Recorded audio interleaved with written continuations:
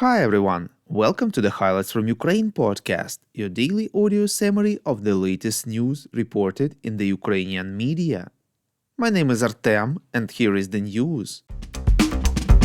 686 days left the Russian invasion of Ukraine. President of Ukraine Volodymyr Zelenskyy visited Estonia and Latvia yesterday, reports Ukrainska Pravda. During the visit, Estonian President Alar Karis announced that Tallinn will provide Ukraine with 1.2 billion euros in aid until 2027 to better arm it. According to him, the EU must boost the European military production capability so that Ukraine gets what it needs, not tomorrow, but today. Quote, "There should be no limits on the weapons we provide to Ukraine," unquote, believes the president. Karis stressed that Estonia has firm plans for the reconstruction of Ukraine, for which it would be also fair to use frozen Russian assets. At the same time, Latvia announced a new military support package. The aid package will reportedly include howitzers, ammunition, helicopters, drones, communications equipment, and anti-tank weapons. When announcing the package, Latvian President Edgars Rinkēvičs added that Latvia has taken over the leadership over the drone coalition within the framework of Ramstein Ukraine Defense Support Group. During the press conference, Volodymyr Zelenskyy reproached Ukraine's Western partners, saying that if they supplied Ukraine with more powerful air defense systems, people would not be killed in large-scale Russian missile attacks.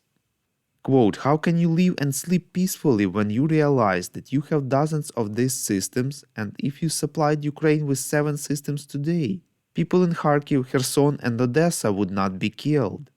Is it possible to live a normal life knowing this?" said the head of state. He also pointed out the delays in supplies of Western weaponry, noting that many Ukrainians are being killed while the Ukrainian forces wait for this aid. Besides criticizing them, Zelenskyy also thanked Ukraine's Western partners for their support.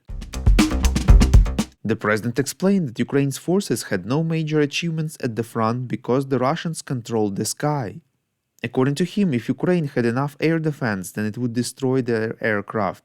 Volodymyr Zelenskyy also said that Russia is currently experiencing a certain shortage of weapons, so Ukraine cannot take a pause in the war, as such a pause would only benefit the aggressor. He stressed that Russia produces weapons but also has been extensively purchasing Shahed attack drones from Iran, and it is also trying to negotiate missile supplies.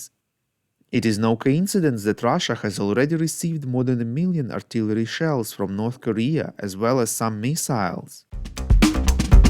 We would really appreciate if you could recommend us to your friends and family as well as share information on social media. This way more people would learn about the podcast and truth about Russia's invasion of Ukraine. The president of Ukraine was asked about the possibility of other states extraditing Ukrainian men back to Ukraine for mobilization, reports Army-Inform. Zelenskyy said that the problem is not in the fact that Ukrainian men left the country, but more the fact that they did not return. So he called on Ukrainians of mobilization age to return home and help the country not only at the front but also economically.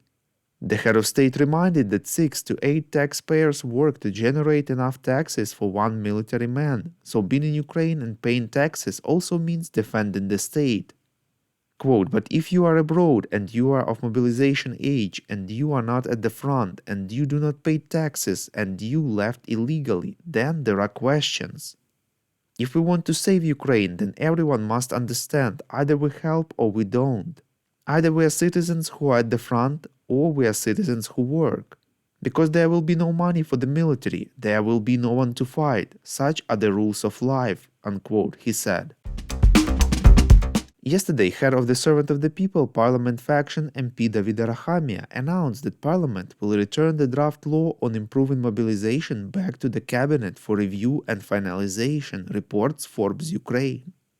But the cabinet recalled the draft itself at the Defense Ministry's request. Later, Defense Minister Rustem Umerov announced that the ministry is ready to introduce a new version of the draft law.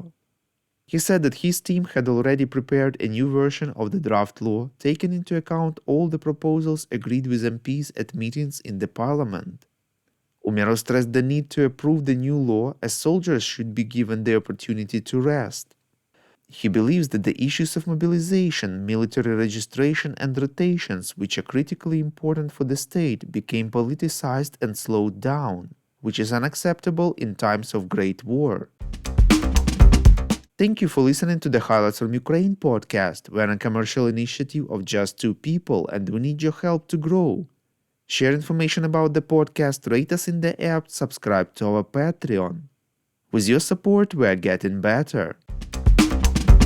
We call on you to demand from governments of your countries to impose the toughest sanctions possible on Russia and its citizens to stop their invasion of Ukraine.